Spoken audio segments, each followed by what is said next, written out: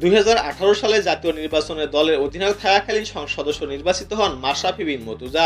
সর্বশেষ দ্বাদশ জাতীয় সংসদ নির্বাচনেও মাশরাফির সঙ্গে সংসদ সদস্য নির্বাচিত হন সাকিব আল হাসান।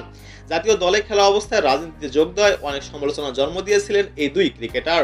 জাতীয় দলে খেলা অবস্থায় খেলোয়াড়দের রাজনীতিতে দেখতে চান না বাংলাদেশ ক্রিকেট বোর্ড বিসিবির প্রধান গাজী আশরাফ হোসেন লিপু। গতকাল মিরপুরে গণমাধ্যমের মুখোমুখি হন বিসিবির প্রধান নির্বাচক। এ সময় তিনি বলেন, রাজনীতির পাশাপাশি কেউ জাতীয় দলে থাকতে পারবে কিনা সেটি নিয়ে গতকাল হয়তো নুরুল হাসান সোহান বলেছেন। একই সঙ্গে আমি যোগ করতে চাই, সংস্কার দুই জায়গাতেই যেতে হবে।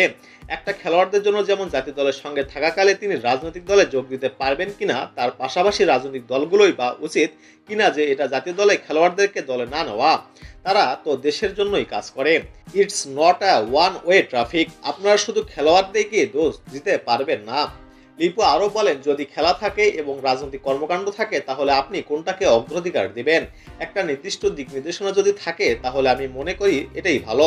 তাহলে কোনো খেলোয়াড় রাজনীতিতে যাওয়ার কোনো আগে চিন্তা করবেন তার অগ্রাধিকার কোথায়।